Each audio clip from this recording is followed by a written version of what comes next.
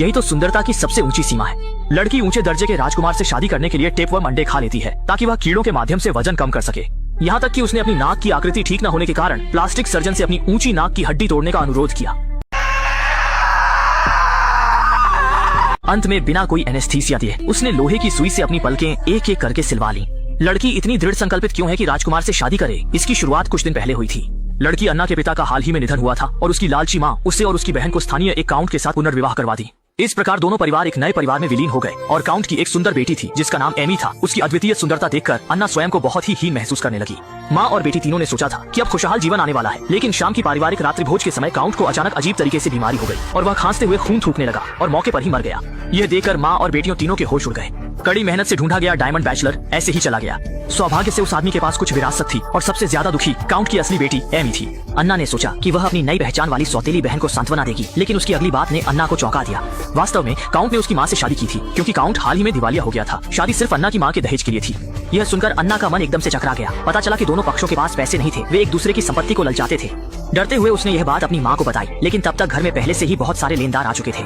वास्तव में उसके काउंट सौतेले पिता न केवल दिवालिया हो गए थे, बल्कि उन्होंने बहुत सारे कर्ज भी लिए थे। जमीन और पशु भी कर्ज चुकाने के लिए वापस लेने पड़ेंगे। माँ को न केवल कुछ भी लाभ नहीं मिला, बल्कि उसे अपना दहेज भी निकालना पड़ा।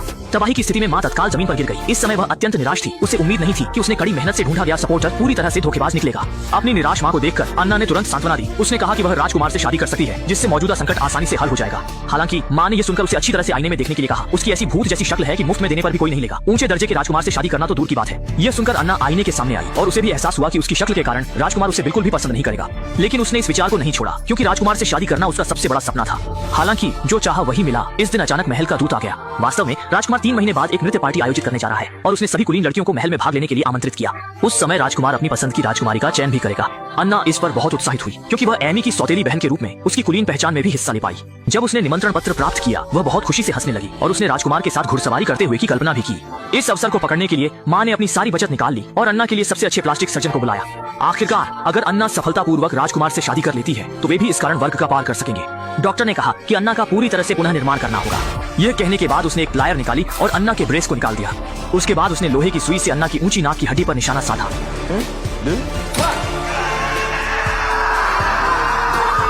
एक कर्कश चीख के साथ बहन डर से पीली पड़ गई, जबकि माँ पूरी तरह से उत्साहित थी क्योंकि यही उनके भाग्य को बदलने का एकमात्र तरीका था। सर्जरी के बाद अन्ना की नाक को भी ठीक किया गया और उसे उसकी माँ ने कुलीन नृत्य स्कूल में भेज दिया क्योंकि नृत्य पार्टी में अपनी पहचान बनाने के लिए नृत्य अभी भी एक महत्वपूर्ण विषय है। फिर अन्ना अन्य कुलीन लड़कियों के साथ गंभीरता से नृत्य अभ्यास शुरू कर दिया। कौन जानता था कि यहाँ पहुँचने के पहले ही दिन उसे उसकी शक्ल के कारण नृत्य शिक्षक ने पीछे धकेल दिया। उसे पहली पंक्ति से आखिरी पंक्ति में भेज दिया। फिर उसकी सुंदर सौतेली बहन को सबसे आगे स्थान दिया गया, जिससे अन्ना को फिर से हीनता महसूस हुई। लेकिन राजकुमार के डांस बॉल में आसानी से हिस्सा लेने के लिए अन्ना को मजबूरी में लगातार ट्रेनिंग करनी पड़ी। इतना ही नहीं, उसकी रात का खाना सिर्फ एक कटोरी नींबू पानी होता था, जबकि अन्य के कटोरे में बड़े मछली और मांस होते थे क्योंकि उसकी माँ उसका वजन नियंत्रित करना चाहती थी। हालांकि देवता ने इच्छुक व्यक्ति की मदद की। जब चयन सूची की घोषणा हुई, अन्ना अनपेक्षित रूप से चुनी गई। यह देखकर अन्ना बहुत उत्साहित हो गई और उसने फिर से राजकुमार के साथ खुशहाल समय की कल्पना की। इसके बाद उसने और भी अधिक मेहनत से नृत्य का अभ्यास किया। हालांकि अगली प्रशिक्षण से उसने जाना कि उसे वास्तव में चुना क्यों गया। वास्तव में उसकी माँ ने पैसे से नृत्य शिक्षक को रिश्वत दी थी, इसलिए उसके लिए विशेष रूप से प्रवेश द्वार खोला गया था।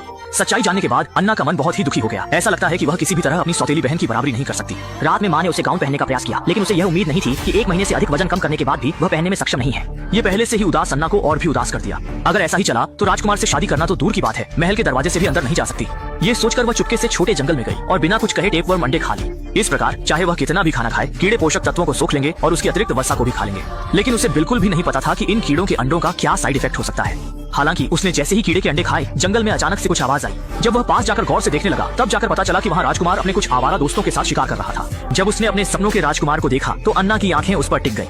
हालांकि राजकुमार की अगली बात ने उसकी आत्मसम्मान को फिर से चोट पहुंचाई।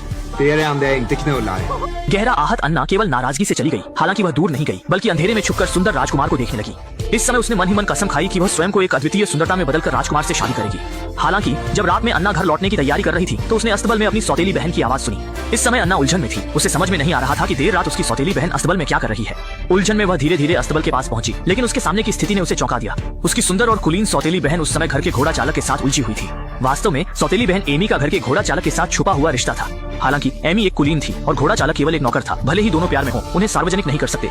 और एमी जल्द ही राजकुमार की नृत्य पार्टी में भाग लेने वाली थी। उस समय राजकुमार उसे चुन सकता था। उसके बाद शायद दोनों फिर कभी नहीं मिलेंगे।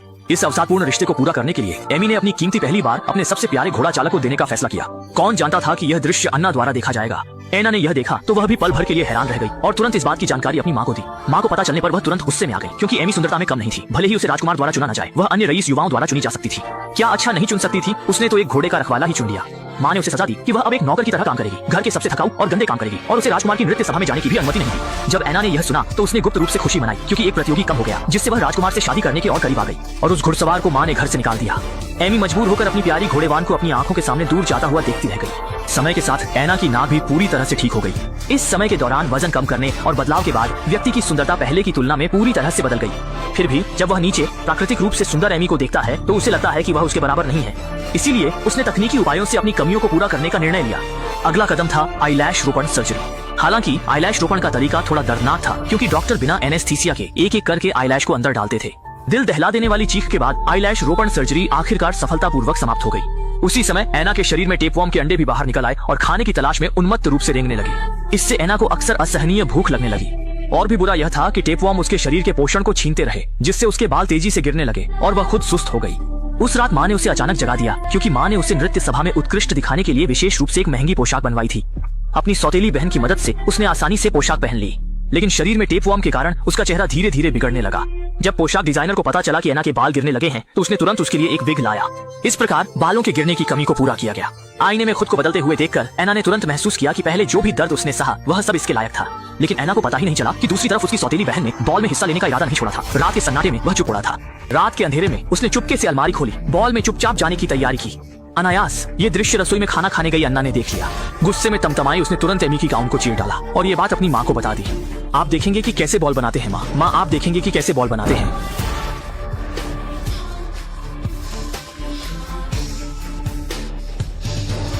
माँ की बात सुनने के बाद अन्ना संतुष्ट होकर निमंत्रण पत्र को सीने से लगाकर सो गई। लेकिन उसे कभी भी अंदाजा नहीं था कि दूसरी तरफ उसकी सौतेली बहन एमी चुपचाप अपने पिता के शव के पास जाकर रो रही थी। जब वह गहरे निराशा में डूब गई थी, तभी अचानक एक चमक दिखाई दी। जब उसने सिर उठाया तो उसने अपनी दिवंगत माँ को देखा। माँ ने उसे बताया कि वह जादू से फटे गाउन को ठीक कर देगी, लेकिन यह जादू केवल एक दिन तक ही चलेगा। इसका मतलब है कि कल रात 12 बजे से पहले उसे बॉल छोड़ना होगा। माँ के शब्द खत्म होते ही उसकी पोशाक को अनगिनत रेशम के कीड़ों ने ठीक कर दिया और बगल में उसी के लिए एक खास जोड़ी जूते भी थे। अगली शाम अन्ना ने विग पहन लिया और राजकुमार के बॉल में भाग लेने की योजना बनाई। लेकिन उसे क्या पता था कि इस समय एमी ने उसकी ओर एक अर्थपूर्ण मुस्कान दी।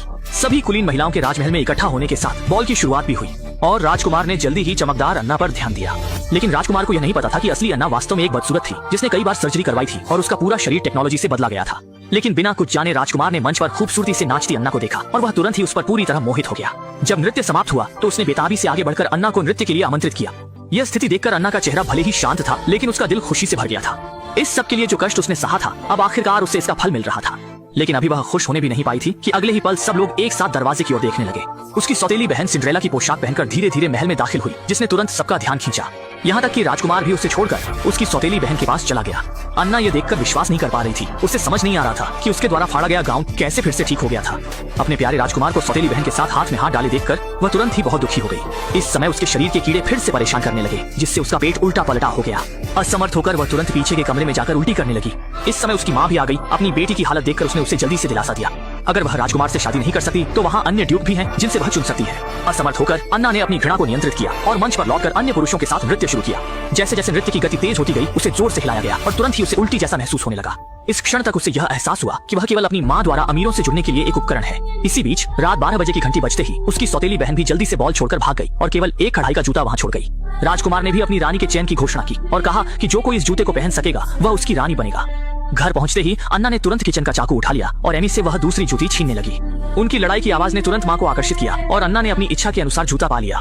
हालांकि उसका बड़ा पैर उस जूते में किसी भी तरह से फिट नहीं हो सकता था। गहरी सोच विचार के बाद उसने आखिरकार एक साहसी विचार मन में आया।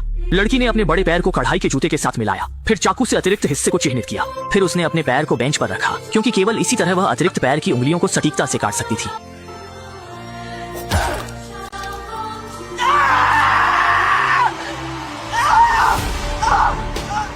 लड़की इसलिए इतनी निर्दयी हुई क्योंकि वह राजकुमार द्वारा उठाए गए कढ़ाई के जूते को पहनना चाहती थी। क्योंकि राजकुमार ने पहले ही यह वादा किया था कि जो कोई इस कढ़ाई के जूते को पहन सकेगा वह उससे शादी कर सकेगा और उसकी रानी बनेगा। हालांकि विडंबना ये थी कि उत्सुक अन्ना गलती से गलत पैर काट गई। उसके पास बाएं पैर काटने का था, लेकिन उसने गलती से दाएं पैर को काट दिया। लेकिन माँ ने यह देखकर केवल हल्के से मुस्कुरा दिया।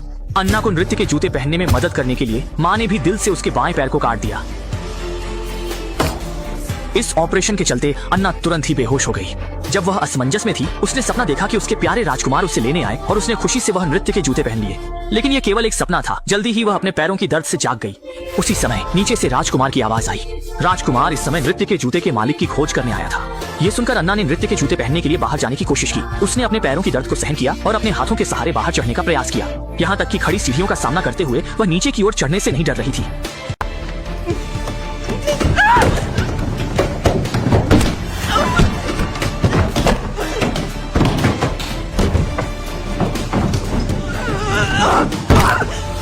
लेकिन ठीक इसी समय कमरे का दरवाजा धीरे धीरे खुल गया।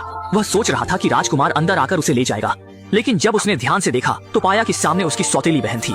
अंत में सौतेली बहन उच्च पद की रानी बन गई और अन्ना एक मजाक बन गई। उसे उम्मीद नहीं थी कि उसने इतना कुछ किया और अंत में कुछ भी नहीं मिला। अच्छा हुआ कि उसकी बहन हमेशा उसके साथ रही और उसे कभी नहीं छोड़ा। कीड़ों द्वारा पीड़ित बहन को बचाने के लिए बहन ने तुरंत उसे एक बोतल कीड़े की दवा दी। कीड़े की दवा के प्रभाव के तहत अन्ना के शरीर के सभी कीड़े अंततः बाहर निकाल दिए गए। अंत में बहन ने अपनी बहन को लेकर दूर चले जाने का फैसला किया, पूरी तरह से इस स्वार्थी मां से दूर। और इसी के साथ फिल्म का अंत होता है।